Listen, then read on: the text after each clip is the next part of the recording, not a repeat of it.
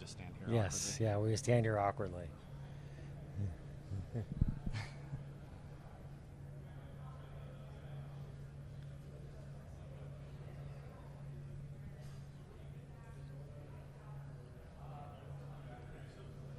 Hey, it's Alex Williams with the New Stack here at MesosCon on a Friday morning with Paul Dix, the co-founder of InfluxDB, and we're here to discuss the tech stack. But before we do that, Paul, good to have you here, and perhaps you can tell us a little bit about InfluxData, the company that you're the founder of. It's actually you're the founder of InfluxData.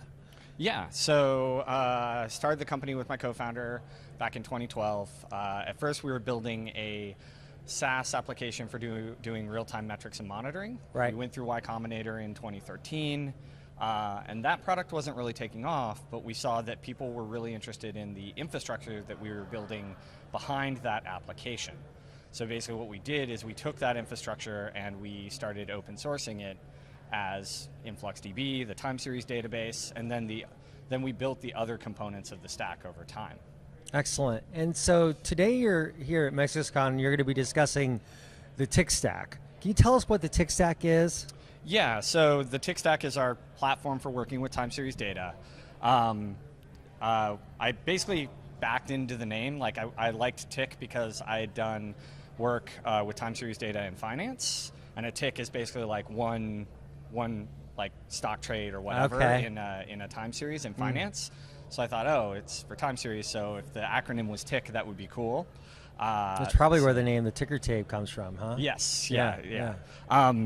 So basically, what we saw when we first released the database, over the next 6 months as people started using it, we saw that people had to solve common problems, right?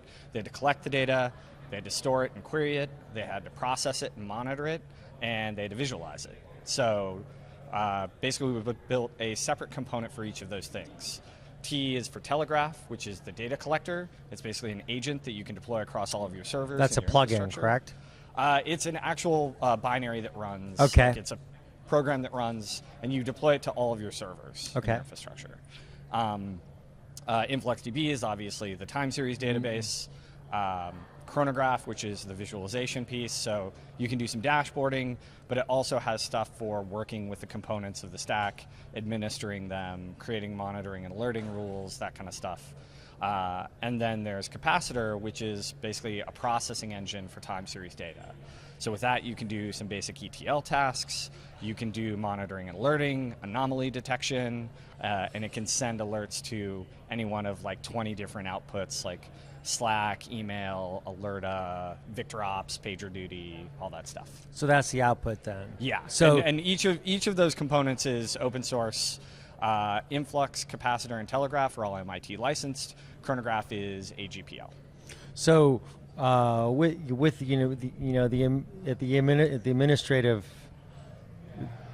on the administrative side of it, you can query then the tick stack, and also then again you get the results back through that administrative environment. Yeah, so basically Telegraph collects metrics, time series metrics like CPU, memory. It will collect performance monitoring statistics about services that you have, like if you're running Nginx or Redis or Mongo or whatever, and then it will feed the data into InfluxDB.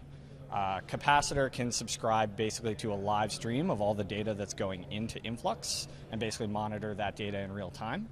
And then obviously with Chronograph you can connect to it and either have just dashboards that you've created, or you can drill down and dig into different pieces of the data.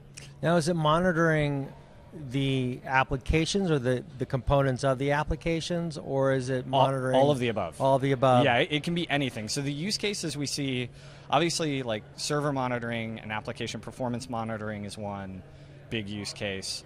People use it for like business intelligence, like real-time analytics. Like we've seen people in finance build like real-time risk dashboards for the positions in their portfolio. So real-time analytics is another big one, and then the other one is sensor data. So sensor data ends up looking, IoT and all that stuff. That data actually looks very, very similar in structure to server monitoring data. The only difference is instead of your sensors being software in your applications and in your servers, your sensors are physical sensors out there in the world. So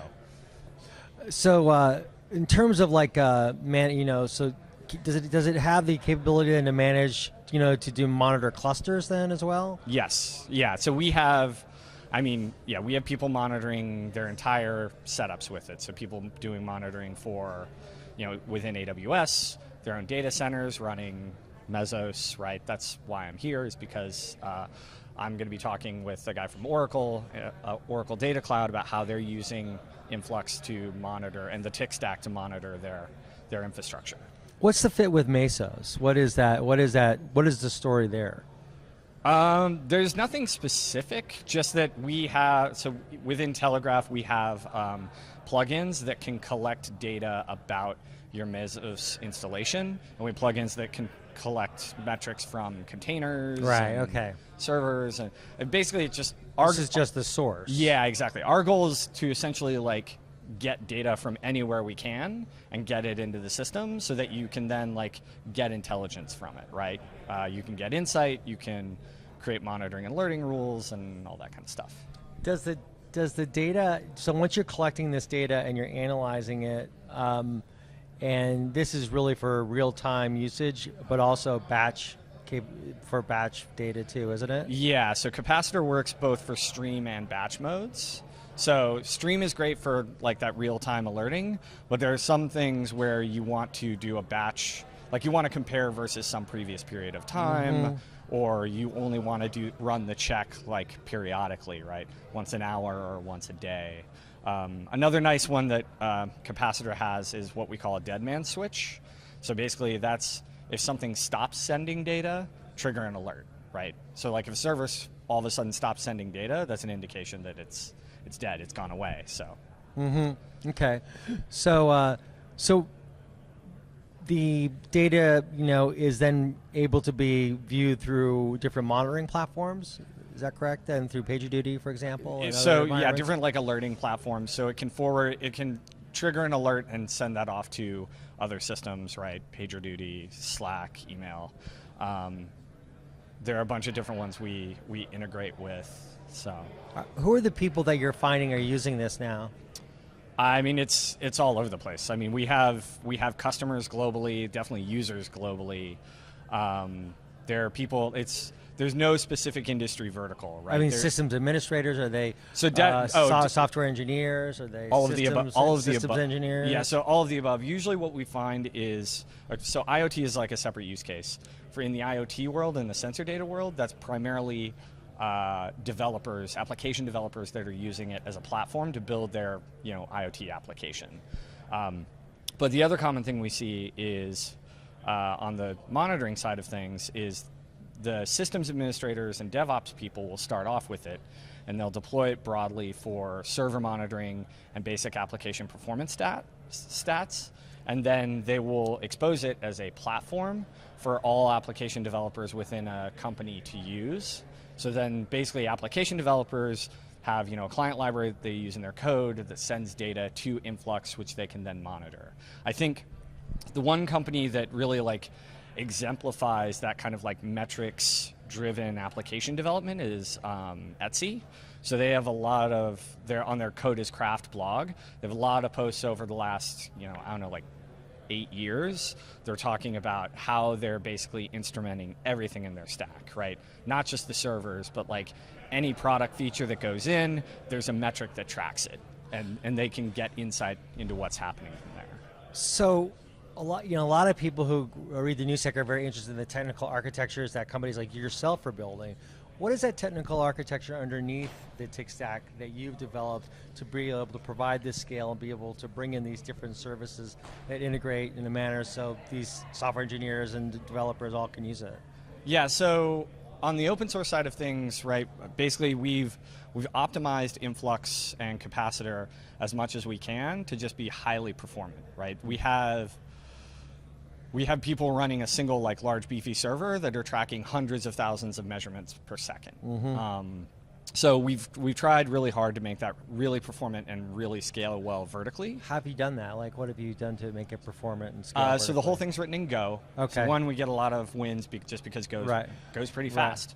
Right. But over time, the other thing we've done is Go has really, really good profiling tooling. Right. So you can profile your code and you can like reduce allocations, so there's less GC overhead.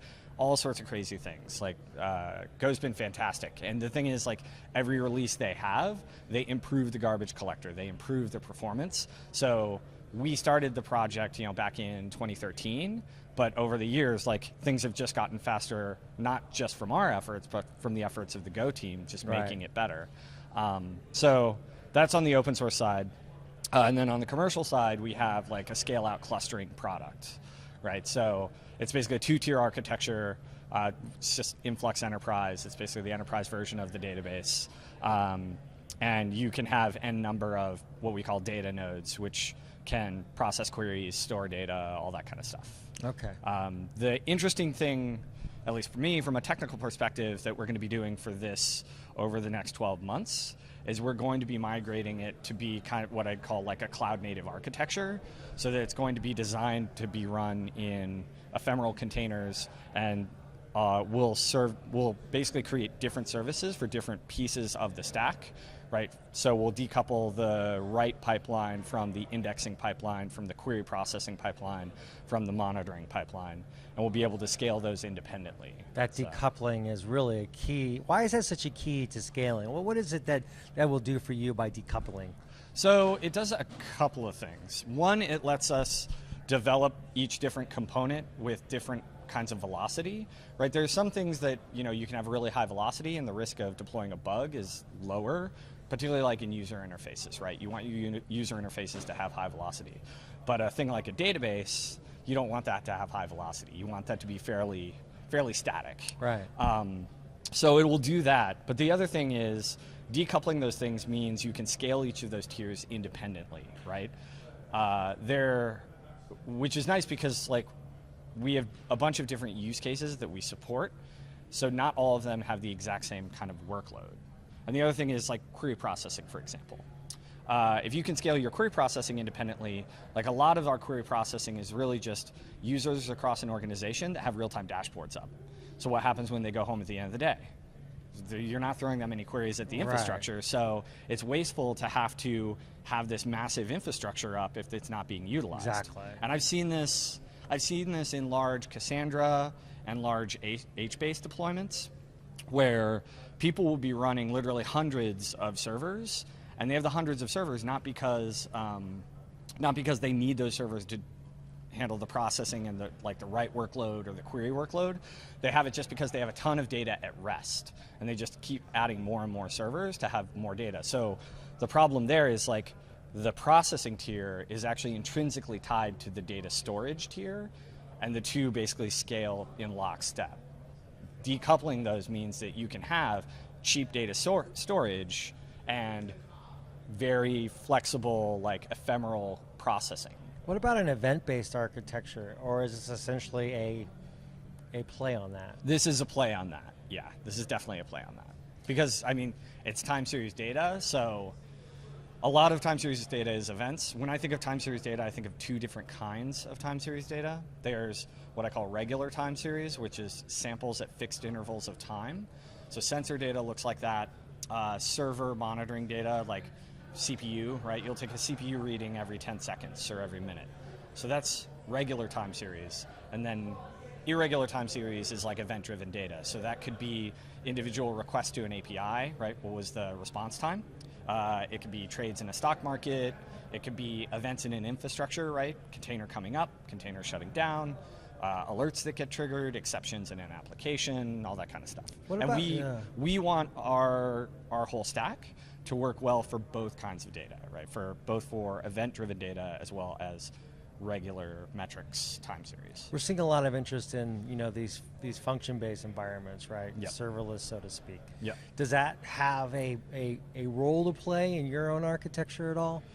In our architecture, not at the moment. Mm-hmm. It may in the future. The main role we would play is basically giving people visibility into how those things are performing and what those things are doing.